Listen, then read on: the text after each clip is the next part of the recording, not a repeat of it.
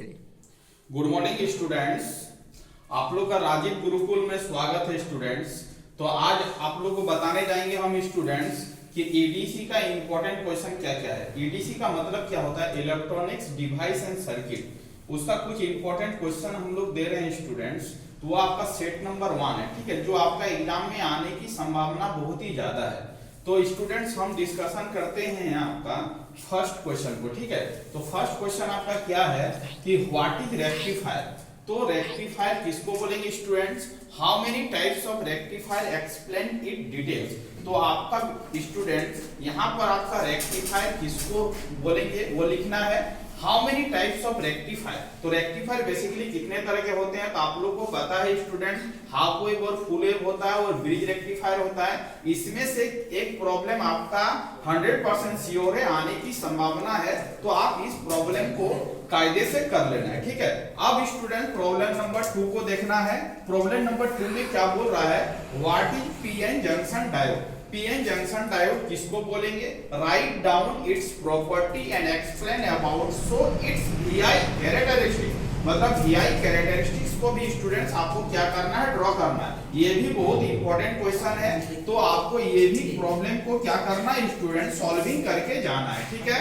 उसके बाद problem number 3 में आते हैं student, discuss pulse generator with appropriate example. आपको पल्स जनरेटर के बारे में डिस्कशन करना है और उसका एक एप्रोप्रिएट एग्जांपल भी देना है स्टूडेंट्स। यदि आप इसको इतना कर लोगे तो ये भी आपका क्वेश्चन इंपॉर्टेंट बनता है, ये भी आने की संभावना है। उसके बाद 4th नंबर क्वेश्चन में आपका स्टूडेंट्स जो बहुत ही इंपॉर्टेंट है, व्हाट इज ऑसिलेटर। ऑसिलेटर किसको बोलेंगे, what is condition for oscillation.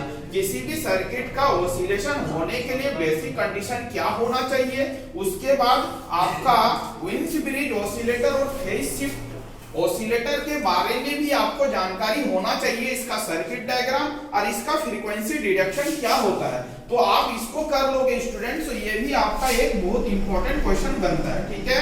उसके बाद प्रॉब्लम नंबर 5 पर आते हैं students, illustrated push pull amplifier without transformer. आपको पुश पुल एम्पलीफायर का डिजाइनिंग करना है स्टूडेंट्स, उसमें ट्रांसफार्मर का यूज नहीं करना है। वह भी प्रॉब्लम को देख लेना है कि push pull amplifier circuit diagram कैसे ड्रॉ करेंगे और उसका बेसिक प्रिंसिपल क्या है, वो किस तरह काम करते हैं। तो ये भी क्वेश्चन आपका बहुत ही इंपॉर्टेंट रहता है, एग्जाम में आने की संभावना है, ठीक है। अब प्रॉब्लम नंबर 6 पर आते हैं student, define AC analysis for single stage common emitter amplifier. तो आपको student common emitter amplifier designing करना है, वो भी किस स्टेज का, सिंगल स्टेज का। तो single stage common emitter amplifier को डिफाइन करना है, सर्किट डायग्राम को भी ड्रॉ करना है स्टूडेंट्स और एक्सप्लेन कर देना है। ये भी आपका बहुत ही इंपॉर्टेंट क्वेश्चन बनता है, ठीक है स्टूडेंट। उसके बाद प्रॉब्लम नंबर 7, ये 100% श्योर है, यहां से प्रॉब्लम आने की संभावना 110% है।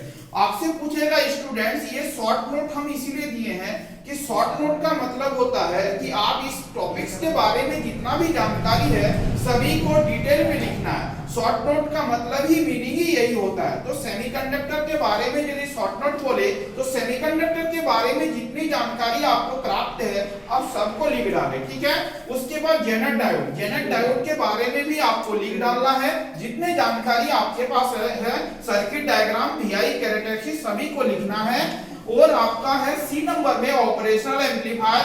तो ऑपरेशनल एम्पलीफायर भी आपका टॉपिक बहुत ही इंपॉर्टेंट है स्टूडेंट्स। ऑपरेशनल एम्पलीफायर का pin diagram, VI diagram, ideal characteristics, इसका एप्लीकेशन के बारे में भी लिखना है। समर सर्किट, एडर सर्किट ही को ही बोलते हैं, inverting, non inverting, subtractor, integrator. उसके बाद स्टूडेंट बीजेटी के बारे में भी लिखना है। उसके बाद आपका फेट, इसके बारे में भी लिखना है, ये भी बहुत इंपॉर्टेंट क्वेश्चन है।